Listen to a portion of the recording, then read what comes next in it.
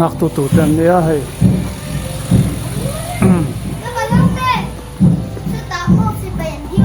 คนละไงบ่เวลาโซไลก็จกคันบ่มูมีบ่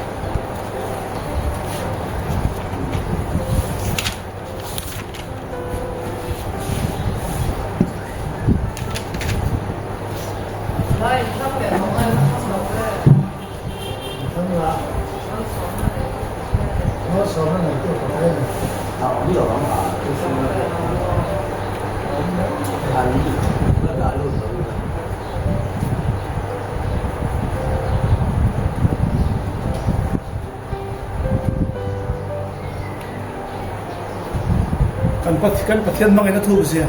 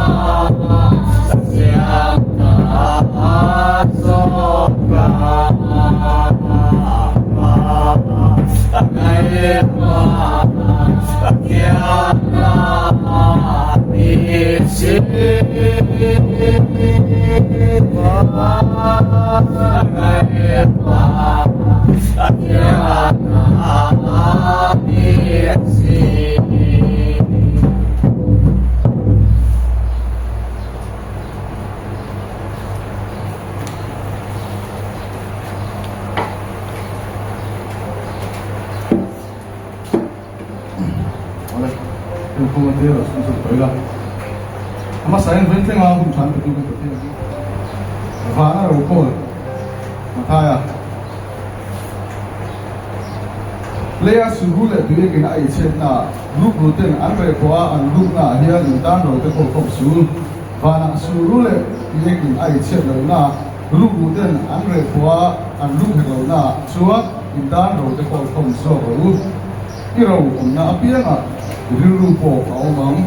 da lu tan se ta na ni su ko se kun kan te ha ni kon pa le ko dal pa ro ke ke ro ni a te dal pa ni ai ko kan ni te dal pa kan na kam ta yin a kan na na te ro ni su ti so dal pa ke ke na ko na kan kan se la dal pa ni na lo su na su se so dal pa na dal pa ni na te ko ni se pa ma de sun dal pa na ma de na ma de to ro pe le na ma de ko da te na se ma su ma lo ta le ko na ba ma ko na ba ma dal pa ni so na su ni lo ti le a ma ka ma ni ta dal pa ko ko maส่วนเราต่อไปนะเป็นคนละตัวที่พวกเรียนเสร็จเราถึงจนคุยกันเลยนะพวกนี้ยังมีคนที่ดูที่ซูเปอร์สตาร์ที่มีอะไรต่างๆเลยโอ้ยนี่นะส่วนการศึกษาที่นี่รับหมดสาระจุดจบที่เขาสุดจริง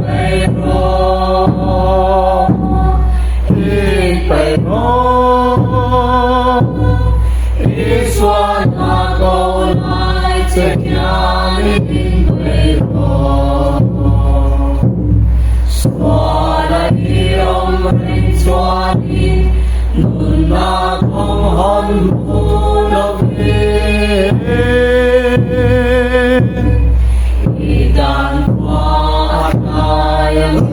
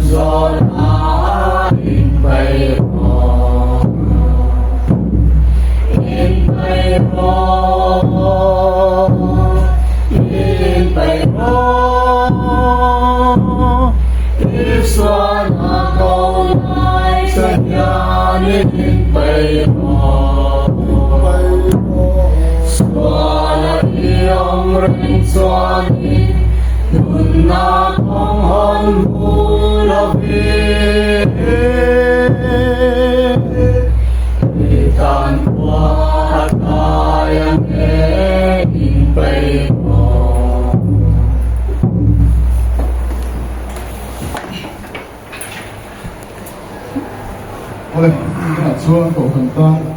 politik mote, awam cuan kau nak hunting.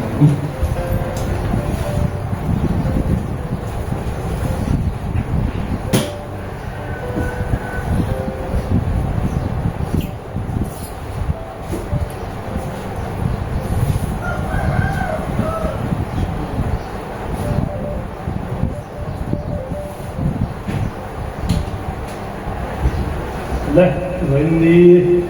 sini kopok untuk lekap maya. Soalnya mungkin lebih bokah di pasal pon kau tinggal. Soalnya program ini siapa lawan yang, pon lawan yang, Valley Mars ni sampai asam ni sampai baru. Andi ya, Jerman di pulau Zuriana, Tilpek di lalu Zuri. Sunday school hi uzon moy solo nu van der moy sermon uzon moy dia chuanin karle march ni somnile pani sam ni somnile paru chairman hi pinal e moy tilpe people in zingi Sunday school Reverend Prostan Ver solo jersey zon nuyi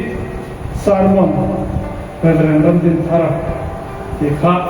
Parle, Program, untuk saya, kasangkan konflik toksu, ini bermasa.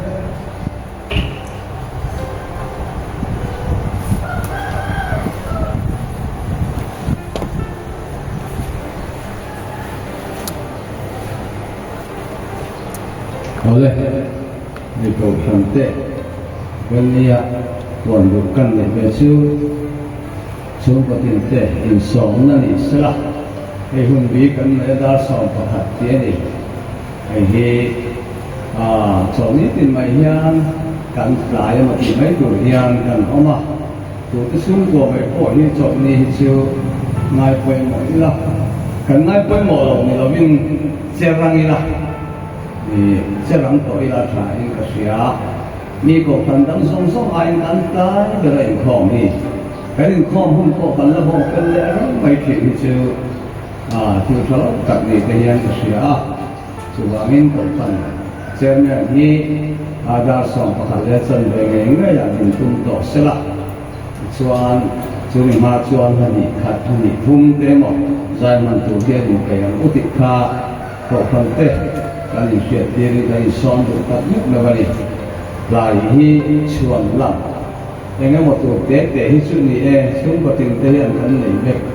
ma ro chu chuan lam ni ni a lo ko hian che jung sum te uti kha thana nge phula kan puang lo ni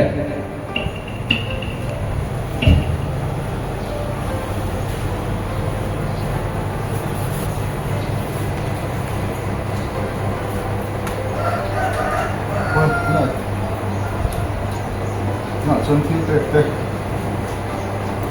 chân thiên tệ tệ là tập sự của nhân dân số đấy để sau một lúc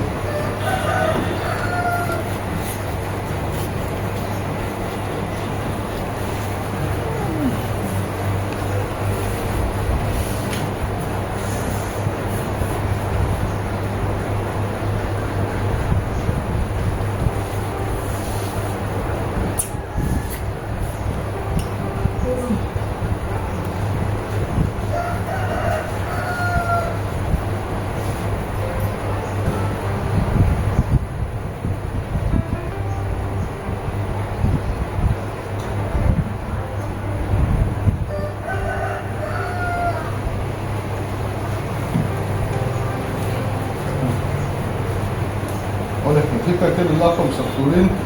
kan pastor kan min tharang isul ni lo som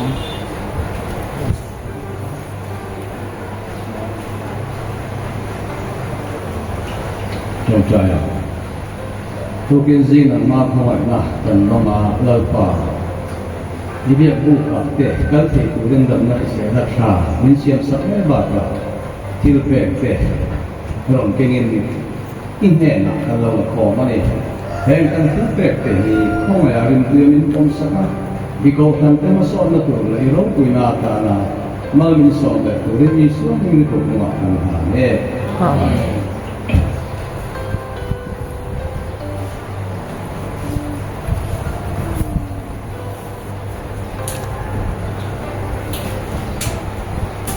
Oleh, tungkai,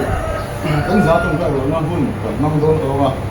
Chu ma suan tungkai tu lo ti te kan ni, chen tungkai tu lo na hun don zat no.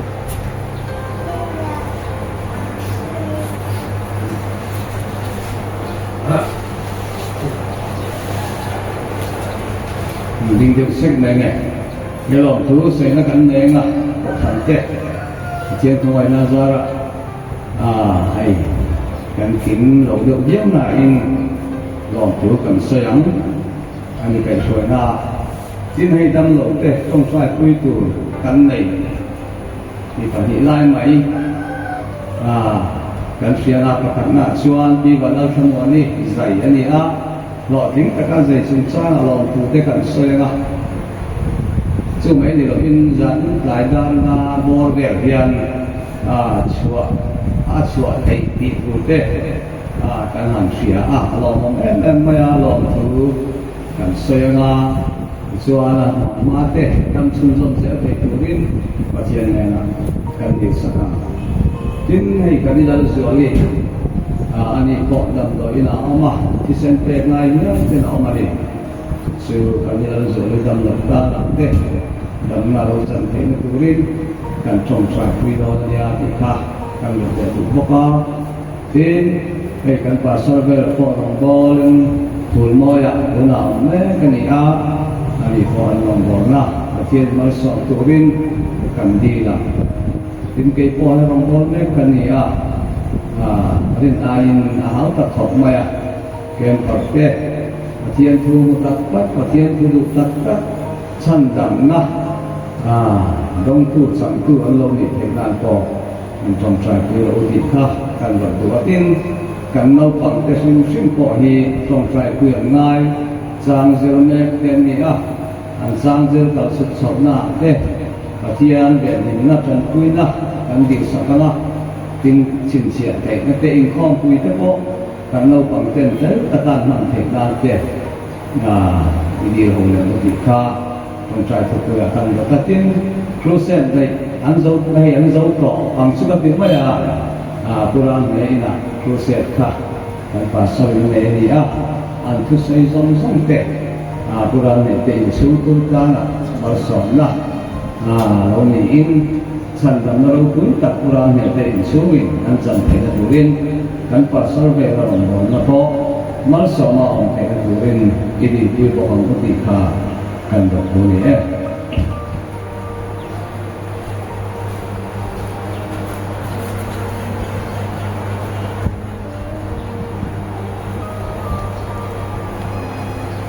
chúng ta cứ làm thế, có lẽ nó xuống,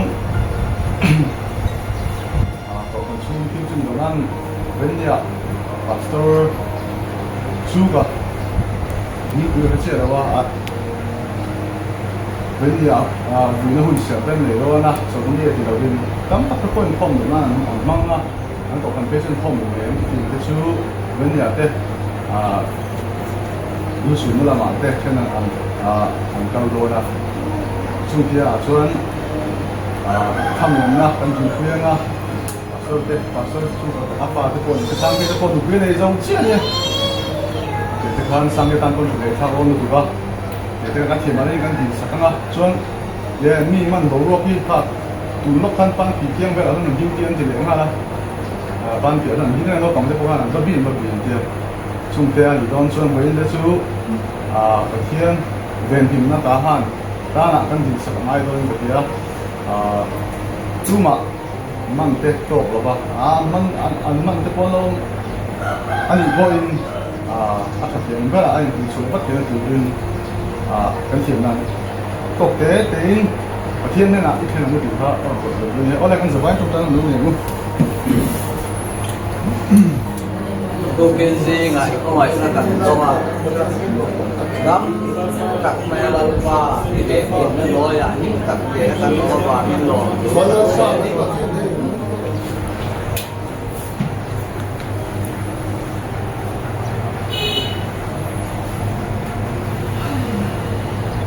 Oleh,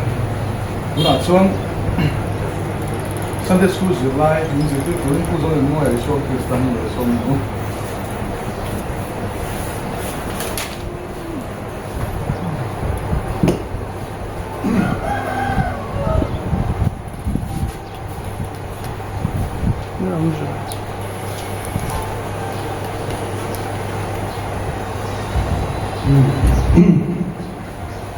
Oleh pembuat-pembuat mengangkat unsur Sunday school July,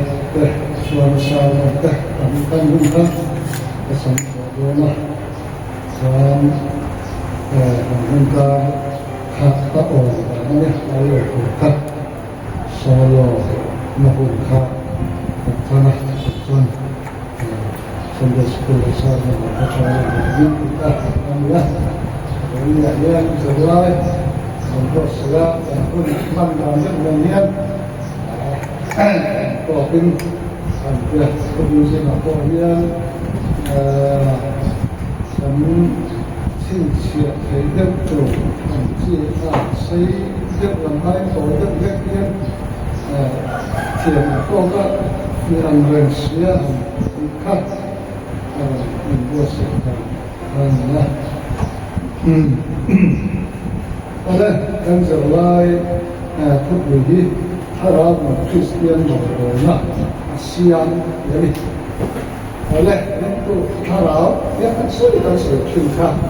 kakak itu maka langsung berdoa tidak tak ada ayat itu kita kan sedang tuan berdoa menit kalau berdoa kan ya orang berdoa kanan yang cinta kamu itu ini kita sebut ini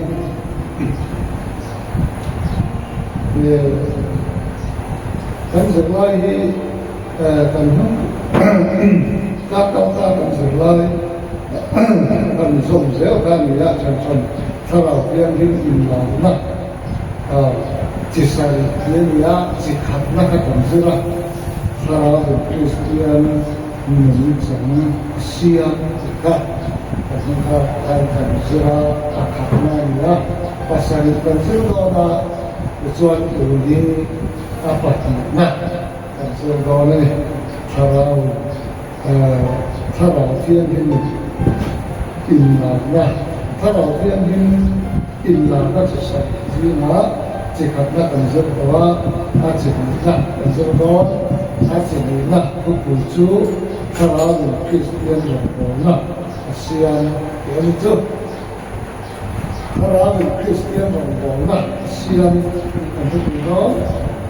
kalau Kristian berdoa Asian boleh kalau yang kalau kita pun tak baik dari suara tentang apa usaha pun sejalan sempurna pada buat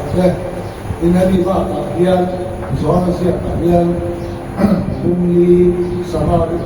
kuatkan sama dengan siapa lagi suara kesulitan untuk nak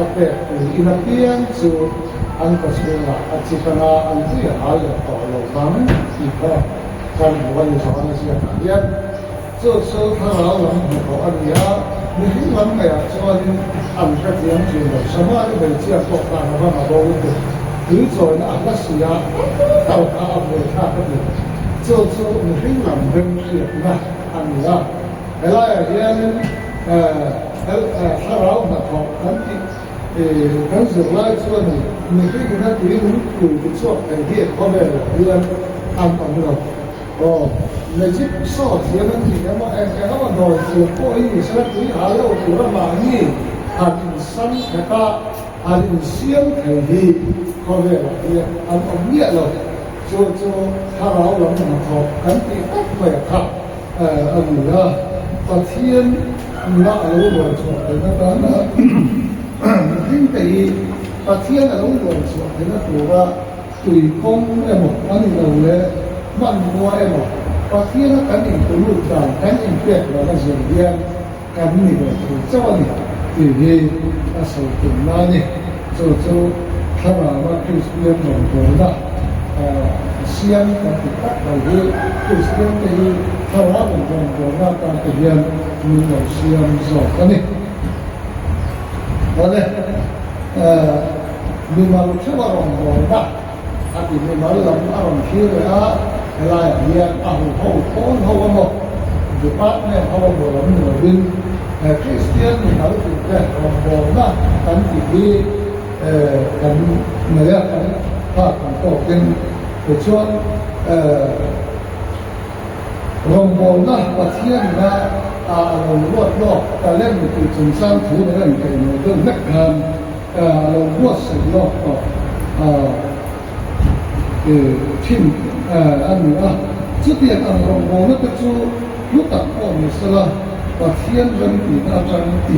an lo chuan a ti pathian na ran ma ti na an lo chuan thil tha ti a kin rong hai lo a ti ani thil tha ti kin hi rin tua pian thil pia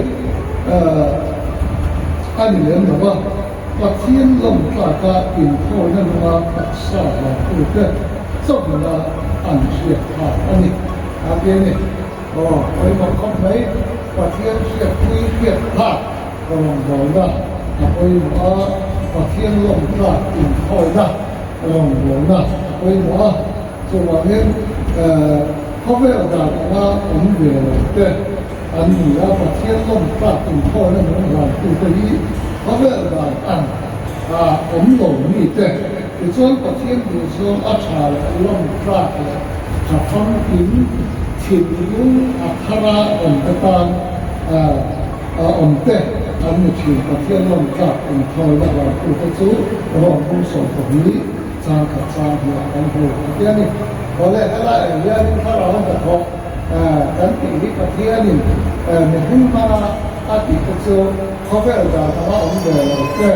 ถึงยุคนั้นอินวัสดุแต่จะมีก็จะอันทำอะไรคริสเตียนแต่มันก็น่าอาเซียนสักแต่อันนี้อันนี้เอาเลยส่วนอะไรอย่างที่เป็นอันที่สุดท้ายถ้าเราการเล่นเกี่ยวกับคนที่นักการเมืองการเมืองครับถ้าเราเชื่อมั่นกับอันนี้คริสเตียนจะบอกว่าตะโกฮีไอ้ถามว่าตั้งบอกว่าตั้งทำตะโกฮีตั้งตัดโซเชียลของนั้นส่วนนี้มาสละมีน้อยเป็นเป็นของเราส่วนถ้าเราจับกันคิดถึงหน้าวันนี้อะไรถึงชื่อเดี๋ยวนี้ก็ถ้าเกี่ยวกับข้าวเนี่ยถ้าเราเนี่ยนะครับอาคุยบอกกันเสียแล้วไอ้ยังถึงถ้าเราเนี่ยเราจะเลยมีที่น่าเห็นเลยกันอย่างที่เราบอกว่าอันแค่ถึงช่วงปัจจัยสามเนี่ยนะปัจจัยร้อนสุดเลยแต่มาสำหรับปัจจัยด่างนะเรียนเราบอกว่าส่วนเราถึงอะไรก็ถึงว่าเอ๊ะที่กันเราบอกว่าชั่วเราถึงครบไหนกันยิ่งครบไหนกันลงครบไหนกันติดที่อาบุรุษอนาคตช่วยเลยเราถึงเป็นผู้ช่วยถ้าเราวันนี้เดี๋ยวนี้จนเราดูเราทั้งสังคมเรามีมาสละเราก็ช่วยช่วยมุ่งขัดเราก็ช่วยมุ่งขัดวันนี้เดี๋ยวนี้เราเอาขายของเราก็เราบอกว่าทั้งขนาดว่าเราก็ช่วยมุ่งขัดอันนะเราเรียนเราฟังกันจะได้เป็นอย่างข้าวเราถึงเตี้ยตู้Aparan itu kan song kan nen om kui je jiwa kan song kin harawan itu orang orang ko dia การขอข้อที่เราต้องทำงานยาวนาเยอะเนาะดีปาร์ตเมนต์ยาวนาเยอะเนาะดีแล้วเรายาวนาเยอะเนาะกันรักษาอันนั้นกันดีปาร์ตเมนต์กันก็กันที่ใครจะตามมาที่นี่อันของเราให้เรียนอยู่ที่ผู้ชมถ้าเราเนี่ยอยู่ที่เนี่ยเรียนทำงานแล้วก็นี่อะไรตัวมาที่เขาต่อจากเรียนทำงานแล้วยังมีเยอะคริสตัลเปลี่ยนลายคาอาทิตย์ทดสอบละหมาดอาชีพอะไรนะส่วนวันเป็นผู้อ้อเต้แต่เราเป็นผู้จัดการทางเสียงนะส่วนที่เกิดเส้นๆไหลเลยอะไรต่างๆอาชีพถ้าผู้ไม่ทำไม่ว่าส่วนนี้เราอ้อผู้เป็นอ้อเสียก็ตัวมาอ้อเช่นไรเลยก็ทำเสียมาเสร็จอาชีพจู่มาเสร็จแล้วว่าวันเป็นคนเกิดตัวเกิดสุดเสร็จตัวของเราอาจารย์นี่ปฏิญาณถ้าเราเที่ยงที่อินลาบางทีถ้าอาชีพแต่ก็ไม่รู้กันถ้าเรานั่งมาที่วันนี้แค่ก่อเหตุอะไรเลยที่เขาเราส่วนเวลาผู้เต้นงานเชื่อโอ้โหการสั่งสิ่งชาเราไม่แน่ถ้าเราแค่ส่วนนี้วันนี้ยังอินทร์ทำได้กว่าสังคมตัวเพียงตาการเชื่อแค่ขาถ้าโอ้โหขาผู้ไหนยังวันนี้เราต้องไปก่อเหตุกลุ่มสันalienแบบสามหิน alien แบบมาเสียอาการนั่งก็วันนี้ฉันทำแต่แค่ก่อเหตุการเชื่อนั่งแบบว่าจุดเดียวกันส่วนถ้าเราเที่ยงไม่ถึงควรดังที่อาจจะท่านคนอาคุณไล่เสียคนเอาผมถือว่านี่อาจารย์นี่ส่วนนี้สูงอินควรนะเดี๋ยวฉันส่วนกันแม่มาสักหน่อยก็หลอกส่วนมีกระบุงการมันว่าสักกะเอาเราฟังเรื่องถือนะอันนี้เชื่อแต่สิ่งง่ายอินฉันดับนั่นแหละอินเทียบเทียมลงนั่นแต่เอาเราเป็นน้ำเป็นที่ก็สุดท้ายเราเป็นน้ำลาตีบาแต่ข้าริ่งเป็นสิ่งหนึ่งเราต้องทำเขาเลยปีละเบสินะอันปีละข้าใบบุษแต่ข้ามาถ้าเราเรียนรู้ของเราและซึ่งสมเสด็จตัวอันนี้ริ่งตัวตั้งแต่อาบุชีอาทิตย์นี้ปฏิญาณอินโฟนักการติดต่อที่หาแล้วมีเรื่องขัดแย้งอันที่เราเห็นแล้วขัดแย้งอันนั้นเรามีเรื่องตัวอันนั้นเรื่องที่นั่นแหละแต่ตัวนั้นตั้งแต่ไปออกมาสู่ปฏิญาณถูกที่เราณที่นั่นตั้งแต่เราถ้าอะไรที่เราดีนะว่าหลังถ้าเราอุตส่าห์ถ้าฟัวเรามาเสร็จตัวนั้นอยากชวนขัดแย้งอันที่คันเรามีตัวเราดิ้นที่นั่นมีข่าวเรื่องน่าอัศจรรย์อยู่ที่กันเชื่ออะไรอยู่ที่กันเสียอะไรกันเสียเรื่องมานั่นนี่อันนั้นจังตุ่มเลยนะบอกมานั่นก็เราเปลี่ยนทางการแล้วบอกวันนี้ขัดแย้งอันนั้นทางเลยมานั่นก็เรามองกันแล้วอยู่นะบอกวันนี้เรามองเลยถ้าเราอยู่นั่นบอกอาตุนดันอันนั้นมันคิดว่าดินถ้าเรามาเราชัวร์อะไรสัมผัสอย่างนี้พอได้กันเสียแล้วถ้าเรามาทำในสังเกตการติดตัวนี่เดี๋ยวนี้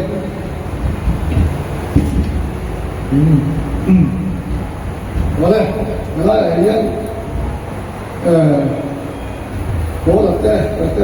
พอสโตแต่พอที่ดูดานะมูนาถ้าเราโซ่กันเองดานะมันตั้งอย่างนี้นะอันนี้ก็พอโอ้ละแต่พอสโตเซลล์ที่แต่นั่นที่ก็โม่เทียบกับแต่นั่นที่ก็ถ้าเราควรจะให้องค์dimเรื่องตัวเราไล่ค่ะถ้าเรามีอันนะคะอัศสักค่ะอัศสักไว้เราสุสักเนี่ยกินข้าวเราหมักจับนะจับขานะอันนั้นเสียอันขาอย่างนี้อะไรถ้าเรามีกันตีนะถ้าเราหมักหอกกันตีนะที่ถ้าเกี่ยวกับเนี่ยสอนนั่นแหละลุงอินตานะแต่องค์นั้นตั้งตัดแต่อันต่อลายปกการเนี่ยถ้าเรามีอันนี้ราคาสุสักก็หมดลักสักก็หมดอันนี้เราได้แล้วว่าจนสุสักเนี่ยกินถ้าเราแล้วแบบจับหาได้อันบังชีอย่างนี้อันจับเราได้จับนั่นนี่ถือจูประเทศทั่วโลกกันเหมือนกันแต่ตัวจงกรรมเพราะ ก็จะตัวเบี้ยมันก็จะชิมนี่อาทิตย์ละแต่ที่ส่วนแต่ตัวละเอียดอันหินเสียอันหินจับนะอาจจะหัวถ้าเราลองมาทดสอบดีส่วนนี้ไม่ที่ส่วนนั้นไม่ตัวอยู่มิ้นที่จะตัวส่วนหินก็คืออาจจะในคุณที่จะสอบใช่ไหม这边按照跟หัวตัวเรามิ้นที่จะตัวส่วนหินก็คือ所以那就จับเราไล่จับชิ้นก็ถ้าเรามาทำเราลองชิ้นว่านั่นจู่ๆมึงถ้าเรามาทำอันนั้นเนี่ยมึงหลังส่วนนี้เกี่ยวกับหาชิ้นนะถ้าเราละมาลงโดนนะกันตีเร่ก็ที่กันมึงส่วนนั้นเป็นว่าโจรชิ้นนะโอนดูชิ้นนะอาทิตย์เราดูชิ้นนะมุขที่สั่งดูชิ้นนะการสั่งดูชิ้นว่าเส้นทางเราส่วนลงหัวจูตีอินกันไม่เป็นนักที่มินโนเข้ากับชีดามินเฟียสุดที่กับชีดาสู้ๆเลยเนี่ยลงกันโตกันติดแต่ลงกระโบกันติดแต่ฮีมีที่น่ะถ้าเราเนี่ยพอไปมาเนี่ยผมเราจะสวดเราเสียเรื่องลงกันเลยดูชีกับเพียงมีอะไรอย่างชั่วอาจจะชั่วสุริยกันเป็นด้านเล่กันอันดานะสุริฟังว่าแต่ไม่จำที่เราจริงนั่นนี่เป็นถึงนี้เราแบบเราเนี่ยยินกันสุดท้ายส่วนมีสุดนี่การสุดท้ายตัดมือนะการทำจุดนี้สารบุญคริสเตียนมันโดนนะเสียงวิทย์อันว่าคริสเตียนแต่โดนนะแต่การทำจริงการทำเกี่ยวกับจริงแต่เขาเป็นผู้หัวมันเหนือหมอส่วนนี้พ่อหัวมันเหนือหมอตกกันหัวมันเหนือหมอสุดท้ายถ้าจนลงโดนนะอันนี้กันอีกทีคริสเตียนนะถ้าเราเชื่อมโยงหมอชินถูกอินกันสลายส่วนวันนี้อะไรก็สำคัญที่เราต้องมาสอนเสียทำไม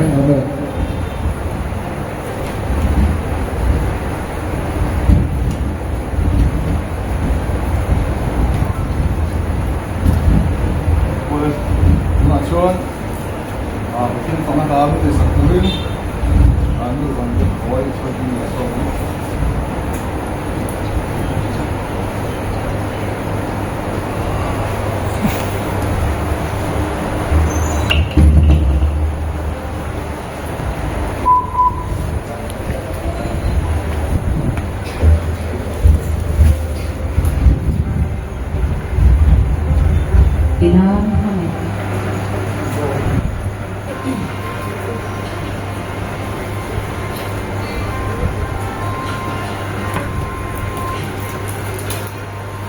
Duda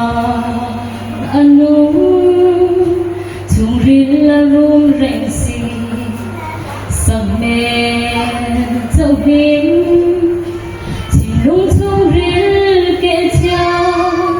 mason thai lo hun reng tu hian mo nang le kai he lal pan min din lo atu taka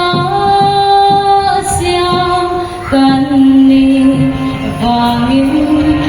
robunna kanta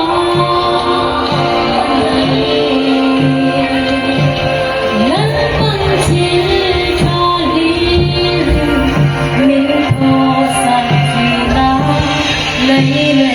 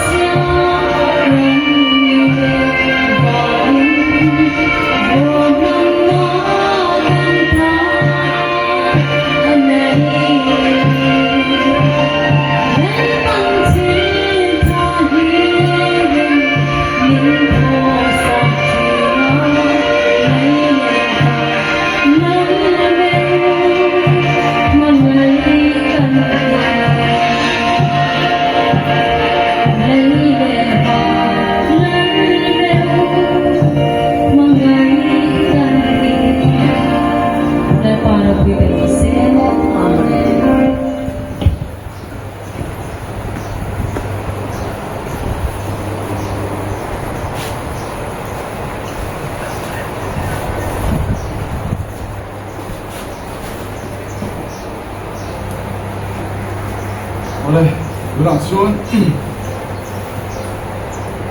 ภาษามันพูดอยู่โซนนะมีเรื่องที่ใส่ชุดมีเรื่องที่ว่าใส่มันพกมาชมพกตอนนี้ผู้เจ้าหนุ่มผู้ใหญ่ช่วยให้เราส่งเลย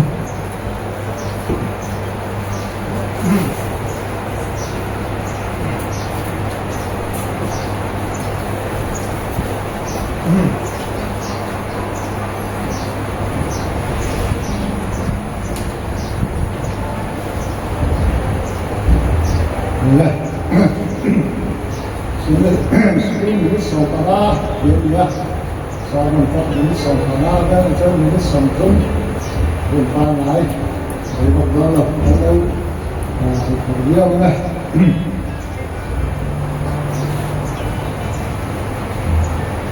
เลยว่าเป็นคนช่วยให้การบริวารมีใส่แต่ยังต่อไล่เรื่องอะไรนั่นช่วยฟิลิปปินส์มีสร้างเลยครับว่า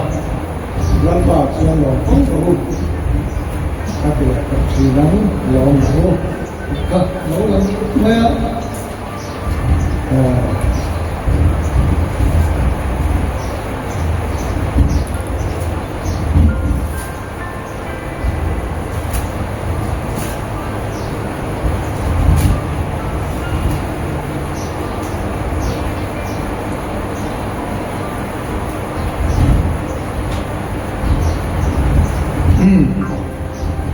เสียแล้วก็ส่วนของผู้รู้ก็จะเป็นชีวิตของเราถึงตัวเป็นสิ่งที่สมเกียรติเสียเราก็สามารถเล่นที่เรามาบางอันสู้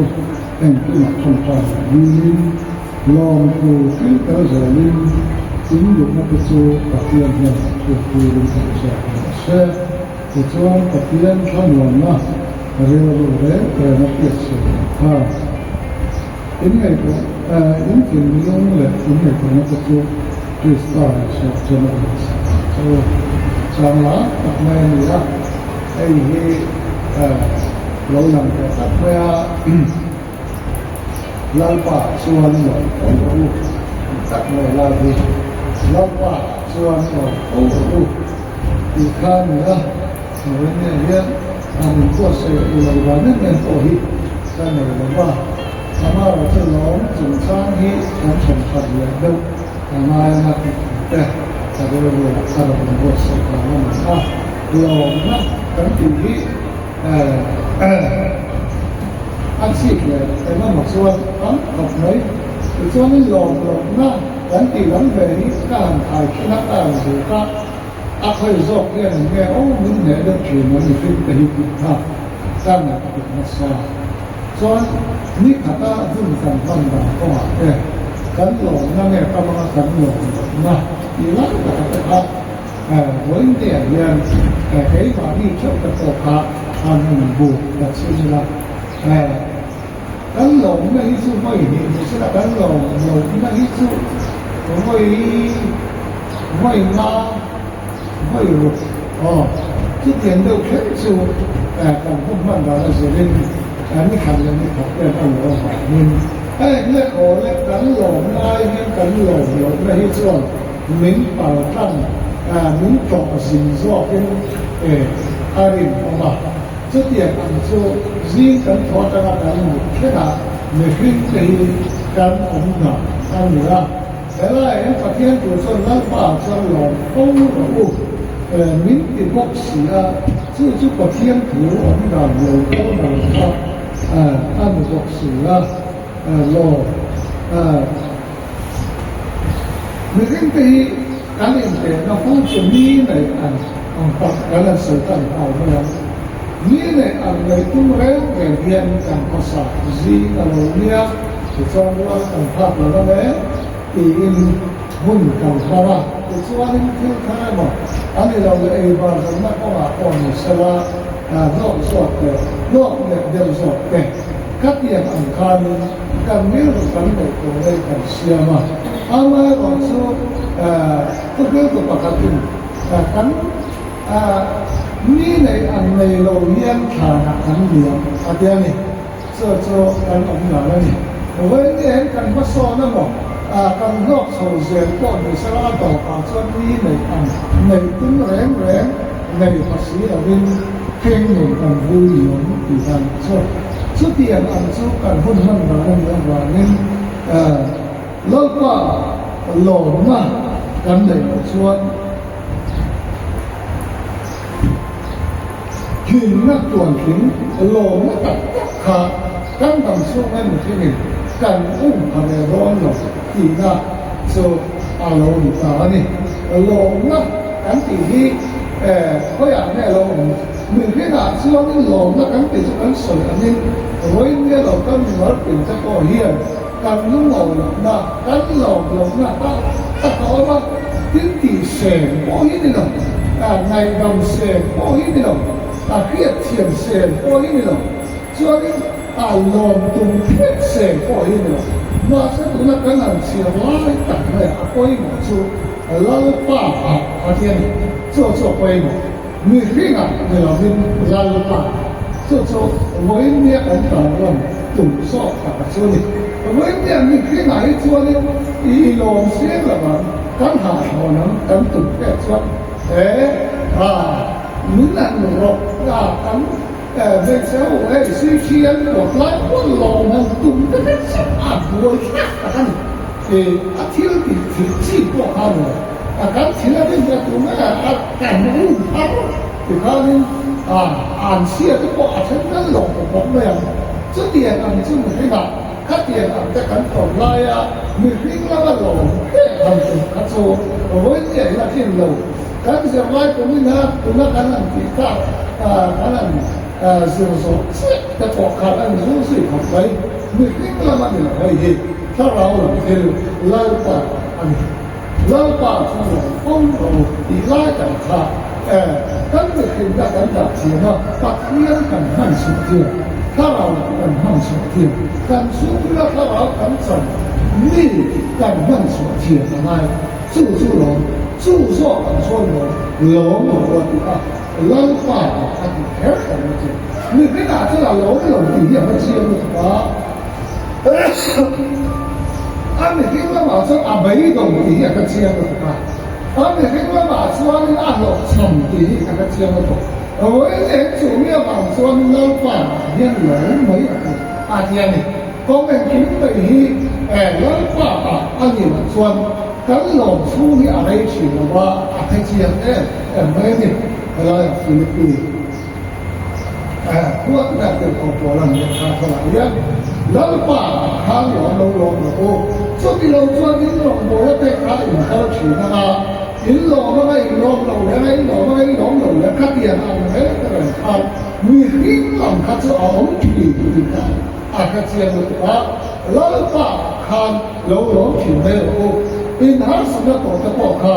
เราป่าหลงถือไม่โอ้ที่วันนี้เรียนการศึกษาดูวันนี้เราเข้าถึงการเรียนการเข้าถึงสอบการเรียนโลกนักในที่นี้เราค่าการศึกษาได้ก็กันจะก็กันสู้กว่าแต่พอดีโลกนักในการสู้กว่าโลกนักในนี้สู้กว่าการศึกษาก็กันพอดีอาจจะเราเจอริงกูโลแล้วป้าโลขี่ก็กันกันต่างส่วนก็กันเข้าไปก็อาจจะชูหัวก็แล้วป้าหลงขี่เวลาส่วนแน่นอนที่เราเห็นว่าว่าหลงนั่นส่วนตุ้มที่เราเป็นแล้วป้าหลงขี่ชูหัวก็กันต่างส่วนชูหัวกันเก่าก็กันยินส่วนกันเก็บเป็นนักหัวก็เฮียนกันมีนินกันนิดกลางขี่ของสู้หัวแต่พอสุดเดียนของสู้แล้วป้าหลงขี่ได้การงานกงขาอันทับอันนี้พอเลยอะไรสามเจ็ดตู้ละเสียตู้โลสามเจ็ดตู้โลซึ่งนั่งป้าหลงพอละอดีตตั้งไม่ดีไปไม่ได้ให้เขากันมาตั้งแค่นี้เขาทำได้จะละแต่แต่ว่าเขาทำมาตั้งแต่ที่น้องบอกดีป้าเนี่ยเขาสอนแล้วก็ตอนสลับโลซึ่งนั่งป้าหลงพอปัจเจียนหลงนั่นในเราแต่ละคนก็ อันนี้มันท่าร้านของเขาแล้วเองผมก็จะก็กันแล้วก็อีกสักนู่นลงบนนะก็ขัดเตียงอันนี้ก็จะขัดเตียงอันคาร์ทิ้งนู่นก็อันพุทธอันลงบนแล้วก็แล้วป้าลงบนนะส่วนอันหลงแล้วก็แล้วป้าหลงนะในตู้ก็ตามส่วนสุดเตียงอันจ้องคำแต่สุดเตียงอันนี้ก็ทิ้งลงหันพุทธคาไอ้เบลเอฟเอ็มสุดแล้วป้าหลงนะกันติดตักละในเบลเฮ้ยแล้วป้าลงบนนั่นมีพิษละมันอยู่ที่นั่นเลยพาเบลการส่วนขาจ้องคำขาทิ้งลงขาในเพลงไม่เอาละนี่เอาไว้เดี๋ยวกันตีได้ข้าเอาเที่ยงนี่ว่ามานักกันเสียรวมกันโม่ละนี่กันหลงแล้วก็มีพิษละมันอยู่ปะเทียนละมันนี่ตีกันเปียกสวนสุดที่อันจ้องอยู่ก็จูเหมือนอย่างสองโซ่เที่ยงนี่นี่เอาไว้เนี่ยสุดที่อันจูสุดที่อันหลงนั่นเลยเป็นตัวชัดกันหลงนั่นแต่เอาไว้เนี่ยกันที่ตีรองกันบนแล้วก็ตีแล้วป้าอันนี้กันหลงนั่นเป็นแล้วป้าอันนี้เขาเวรแล้วมันนี่หลงอีกครั้งกันเสียมาแต่ไม่นี่อีกส่วนนี้อินฟุยนะกันตีแต่ไม่เนี่ยอินซิลตีนะกันตีตั้งตัดกองตั้งตัดแต่เหี้ยอ๋กันตีอันเตะที่ถ่ายสอดกันเนี่ยสุดที่อันกันอินฟุยกันแต่กันอินซิลตีนะแต่เหี้ยแล้วป้ากันหลงมันตัดกันในเราที่ส่วนอะไรอะไรเช่นเราอะไรอะไรเช่นเราโอ้ยเนี่ยลงนักกันตีแล้วป้าอัศวรรษส่วนอะไรขับตู้ตั้งหลังนี่ผมอัศวรรษตู้ตั้งหลังนี่ผมกันใส่มุ่งต่อเปแรงเนี่ยกันอินสิตีต่อมุ่งเปแรงเนี่ยอะไรขับตู้หลังเลยขับตู้บ็อกซ์นั่นทีเนี้ยขาทูบ็อกซ์นั่นทีเนี้ยชูนี่แหละลงนักกันตั้งแต่อันนี้เป็นภาพส่วนเขาจะเปลี่ยนอันทุกอินสิตีตั้งออกมาเด้อะไรขับตู้หลังออกมาเด้ข้าเปลี่ยนอันข้าโบราณเลยไม่ท่าเลยไม่ชีอันข้าผมถือว่านี่สามนับประกาศหน้ากันเสียอาจารย์มีถึงระบบเลยข้าอารมณ์นั้นเราป้าด่านะอันนี้โซ่อันนี้ขโมยลงหน้าอารมณ์เสียที่เราลงหน้าตัวเขาลงหน้าป้าด่าลงหน้าข้าที่เขาตัดเงินเนี่ยมาเป็นจูเมียส่วนนึงกันหลงศพหัวนี่นะครับคนเราสวยคือส่วน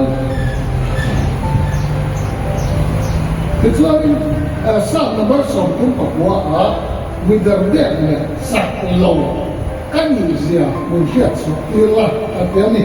คือส่วนนี้เชื่อเสียในเราปากลงหนักเหมือนกับเช่นวันนี้ยังกันที่สมองเลยมานี่กันหนุ่มพิ้งกันอื่นนี่กันเชื่อเสียของส่วนโลกแล้วต้องตัดกันเลยที่เทโลชีมันบอกเอานี่โลก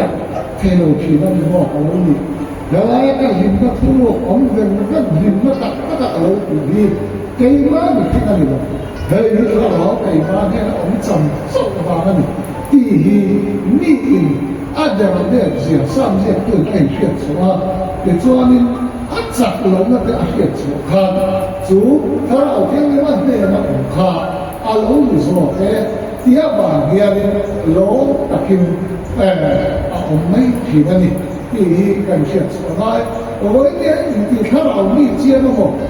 ทำบาตรก็ว่าอยู่ส่วนนักผู้เล่คอยเนี่ยที่ถ้าเราเนี่ยผู้เล่ว่าที่เชียงเรามันหรอกโอ้ยเนี่ยโลในอันน่ะที่ในซาบนะครับที่ถ้าเรามีตัวนี้ที่กันถ้าเรามีตัวนี้ที่กันเชื่อสบายโลนะกันในชั้นจะไหนเรียกตัวเองกันเราถ้าเราไม่ถึงสองคนทีนี้แต่ผมเนี่ยยังกันสองคนกันเชื่อเพียงดูกันลงนะเราป่าอันวัดส่วนเราป่าอีลงนะตำวัดส่วนที่ถ้าเรามีตุ้งเสียหลังที่เราเนี่ยตัดเส้นคุณเชื่อกันเพียงเราเนี่ยเราต้องคงจะคงเพียง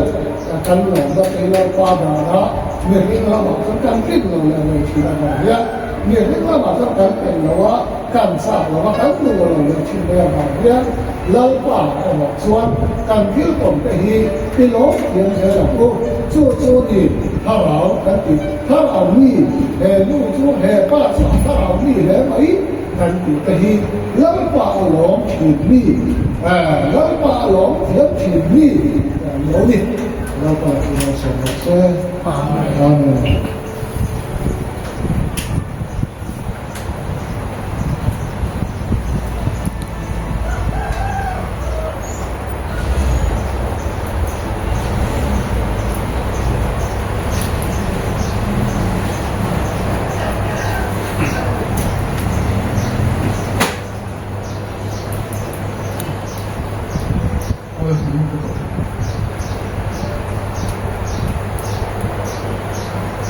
วันนี้สองปกติผมเนาะ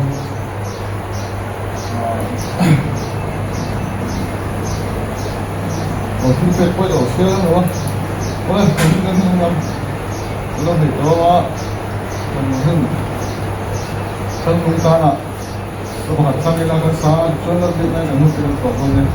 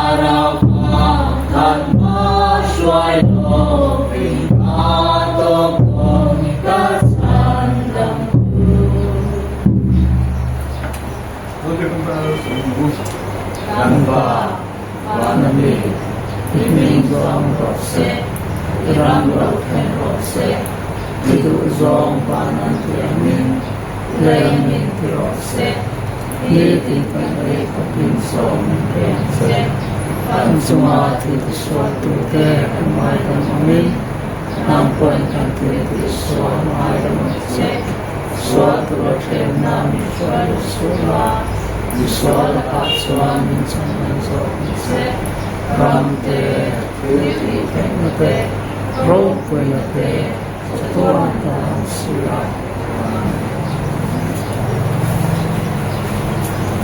Kalau saya nanya akibat kalau dia kan sama deh. มินิทขัดแย้งกันมุนเหียกันมุนข้างนู้นเอง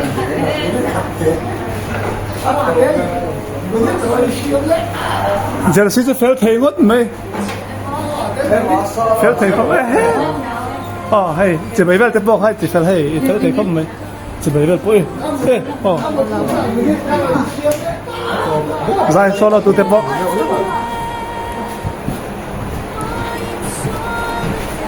felt 可没这是ที่ทับอีเซลไม่เต็มเอ็งมาใส่ปองให้แล้วเป็นการเทียมแม่ตีห้าขั้นส่วนตีกันอาดิเฟกันยังไงเฟลตักกันงูฟอร์จาร์นักเขียนติ้งเงี้ยงดูติ้งเงี้ยแล้วละเป้าเลยมันซ้ำเสร็จแล้ว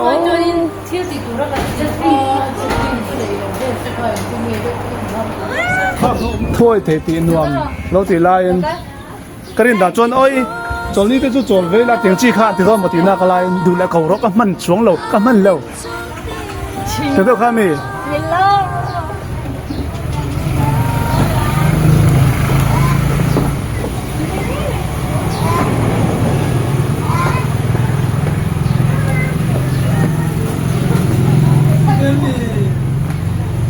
ผมว่าปีนตุยแหวน